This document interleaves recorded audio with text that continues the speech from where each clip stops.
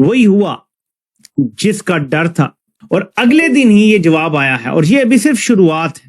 बड़ी खबर चीन से है। चीन के ग्वांगडोंग इलाके में धमाका हुआ और धमाके के 24 घंटे बाद शानडोंग में पीपल्स लिबरेशन आर्मी कैंपस के पास एक दूसरा बड़ा विस्फोट हुआ है। चीन की सुरक्षा agency ministry of state security को इसमें लश्कर-ए-तैयबा के हाथ की आशंका। कहा जा रहा है कि 3 जो फेडरल कांस्टेबली के लोग हैं उनको शहीद किया गया, दे वर मार्टर्ड। 4 सूबों के मुख्तलिफ 10 अजला के अंदर कार्रवाइयां की गई कि जो हमले पाकिस्तान ने किए हैं पाकिस्तान से इसका बदला लिया जाए। उज़्बेक मीडिया का कहना है कि ये धमाके के पीछे चाइनीज एजेंसी को ये शक है कि लश्कर-ए-तैयबा है।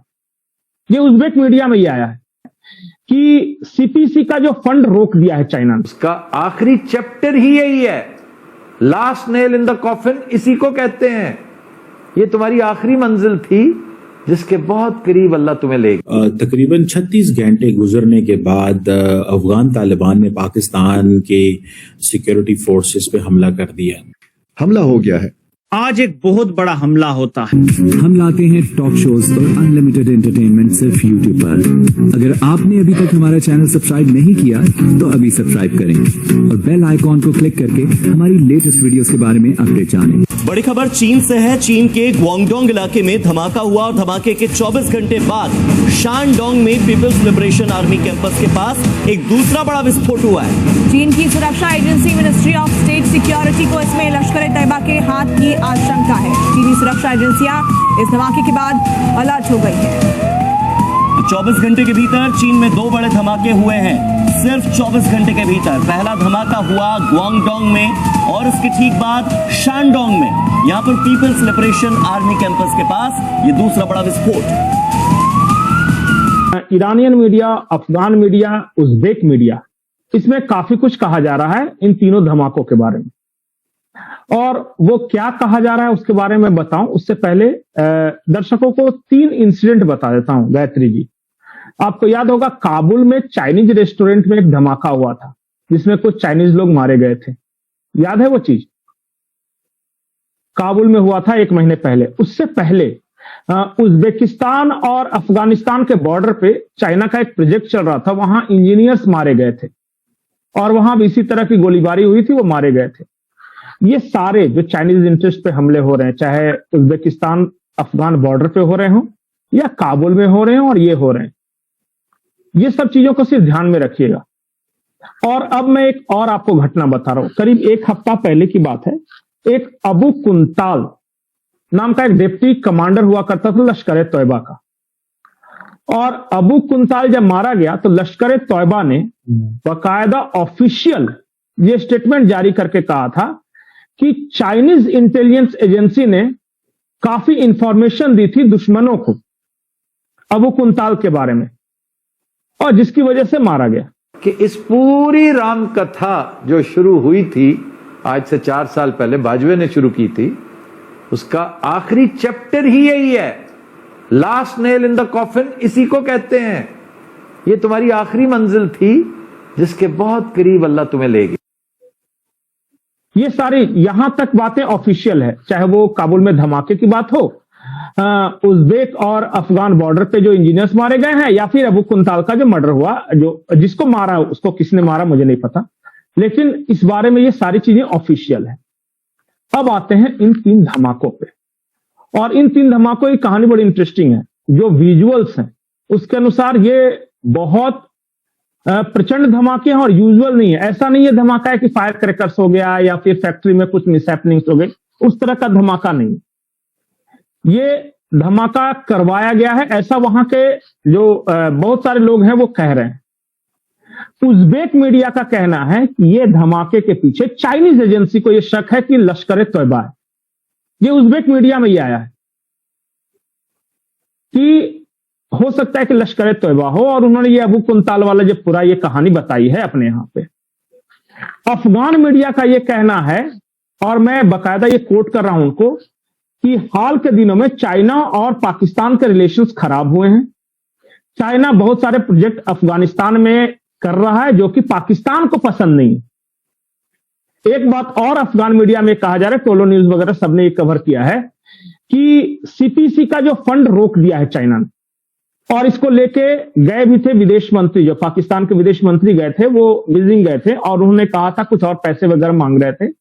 तो चाइना ने एक लाइन में कह दिया कि पहले जो हमने दिया है उसका तो रिजल्ट बताओ, उसका क्या हुआ, अब और मांग जाए। तो वो फिर वापस लौट के चले आए। वो कहानी ऑफिशियल है, ये नहीं है कि पैसे मांगने गए थे, लेकिन वो उनका विजिट वाला सारा कुछ कहानी है और उनको कैसे ठंडा रिस्पॉन्स मिला, कोई रिसीव नहीं करने आया एयरपोर्ट पे, ये सारी बातें सार्वजनिक है। जहां अमेरिका ईरान पे हमला करने के लिए पर तोल रहा है, वहां ये हमारे जर्नैल भी अफगानिस्तान के साथ महाज गर्म करने का सोच रहे हैं। दिन को जो मैंने किया था वो तज्जिया था, हकीकत अब आपके सामने आ गई है कि अफगानिस्तान पे हमला कर दिया गया है। आपके ख्याल में वो लोग जो पिछले 20 साल से लड़ते रहे हैं अमेरिका से, अमेरिका के पास B-2 बमबार तैयारे थे, B-52 बमबार तैयारे थे, F-35 थे, F-22 थे, F-18 थे, F-16 थे, उन सारे तैयारों की बमबारी जदीद तरीन मिसाइलों के होते हुए भी वो लड़ते रहे यहां तक कि 20 साल बाद अमेरिका को हजीमत उठा के वहां से निकलना पड़ा। आपके ख्याल में जब आप बमबारी करेंगे और मामला ठीक नहीं करेंगे, सिर्फ तिजारत बंद कर देंगे, बमबारी करेंगे, बदमाशी करेंगे, तो क्या आप जीत जाएंगे? वो लोग जिनके पास खोने के लिए महल नहीं है, वो लोग जिनके पास DHAs नहीं है, वो लोग जिनके पास बड़े बड़े जजीरे नहीं हैं, जो रूखी सूखी खा के भी गुजारा कर लेते हैं, उनको आप मारेंगे, वो अपना इक़्तिदार छोड़ के फिर पहाड़ों पे चढ़ जाएंगे। लेकिन इस बार निशाना आप लोग होंगे। थोड़ी देर के लिए इमेजिन करें कि ये जो कहते हैं ना, तुम 1500 लोग हमसे बलूचिस्तान ले जाओगे, तुम्हारी नस्लें भी नहीं ले सकती। इमेजिन कि वो अफगानिस्तान का इक़्तिदार छोड़ के सारे पाकिस्तान के पहाड़ों पे चढ़ाए और उन्होंने फैसला कर लिया कि अब हमने इनको सबक सिखाना है, तो हम किस किस्म के गुरिल्ला वॉरफेयर का सामना करेंगे, कहां कहां मारा मारी होगी, कहां कहां धमाके होंगे, कहां कहां लड़ाई होगी। तो क्या अक्ल का इस्तेमाल, कोई हेलुसिनेट कर रहे हैं कि पाकिस्तान दिन दुगनी रात चौगनी तरक्की कर रहा है?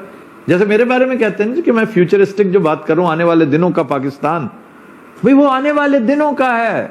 और मैं हरगिज नहीं कहता मेरी बात पे यकीन करो, ये तो यही कह रहे हैं ना जी, इस वक्त का पाकिस्तान जहां हम बैठे हुए हैं वो बेहतरीन है, तामीर और तरक्की के वो मदारिज तय करता चला जा रहा है कि हैरान कुन है।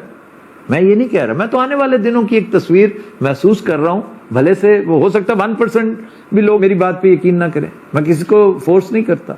ये बुनियादी डिफरेंस है हमारा। अफसोस से कहना पड़ता है कि मीडिया, और ये सिर्फ मीडिया कहना काफी नहीं, सिर्फ सहाफी और एंकर कहना काफी नहीं है, सिर्फ एनालिस्ट कहना काफी नहीं, मीडिया हाउसेस जो मालिकान है असल दोज़ख ये समेट रहे हैं। अब ज्यादा डिटेल में मैं नहीं जाता। अफसोस इसलिए होता है कि अभी कल तक हम इनके जेरे साया पलते रहे, काम करते रहे, शर्म आती है सोचकर। जी जनाब, गजा के बारे में ये क्लियर स्टांस क्यों नहीं दे रहे आवाम को, इसकी क्या वजह है? किस चीज के बारे में सर इन्होंने क्लियर स्टांस लिया, सिवाय एक चीज जिसको इस्तिस्ना कहते हैं, बिल्कुल, सिवाय इसके कि कानून की, आइन की धज्जियां बिखेरी जा भी करें। गजा का जहां तक ताल्लुक है, गजा पे they are thoroughly confused sir. वह ना हजारों ख्वाहिशें ऐसी कि हर ख्वाहिश पे दुम निकले ये हालत है इनकी कि करने को तो खुश करना है ना बड़े साहब को, उनको तो हम अब्बा जी तस्लीम किए बैठे हैं ना कि वो अब्बा जी खुश रहने चाहिए। जैसे कहते हैं कि सिर्फ उसकी खुशनुदी मतलूब है, सिर्फ उसकी खुशनुदी के लिए मैं ये कर रहा हूं, मैं ये काम उसकी खुशनुदी के लिए कर रहा हूं। ये कैफियत हो चुकी है। तो उसकी खुशनुदी तो मकसूद है, लेकिन मौरूजी हालात इजाजत नहीं देते। आप करके देखें, बेचैन आप बहुत हैं, बहुत बेचैनी है कि यार हमें किसने रोकना है, हमने पहले ये किया वो किया वो किया, आज तक तो बोला कोई नहीं। तो आपको पता नहीं है, नहीं होना चाहिए। और हुआ ये है कि खैबर पख्तूनख्वा का इलाका है ये करक, वहां पे ये वाक़या हुआ और फिर एम्बुलेंसेस जो थी वो लेके जा रही थी उन लोगों को, तो उनके ऊपर फिर क्वाड कॉप्टर्स के जरिए हमला हुआ, उनके ऊपर क्वाड कॉप्टर्स के जरिए हमला हुआ है। That is one of the most significant thing कि अफगान तालिबान जो है they have an access to technology. तो आपको ये वीडियो कैसा लगा कमेंट बॉक्स में जरूर लिखिए, इस वीडियो को लाइक कीजिए, शेयर कीजिए, सब्सक्राइब करना ना भूलिए आपके चैनल EFC को। मिलते हैं अगली वीडियो में। जय हिंद।